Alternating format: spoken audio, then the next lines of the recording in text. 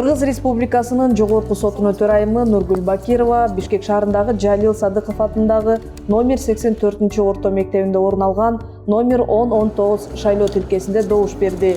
Белгилөгөндөй, парламенттик шайлоого 21 партия жана 1 мандаттуу округдардан 287 талапкер атсалышууда. Жогорку кеңештеги 90 орунга партиялардан 54, 1 мандаттуу округдардан 36 депутат шайланат.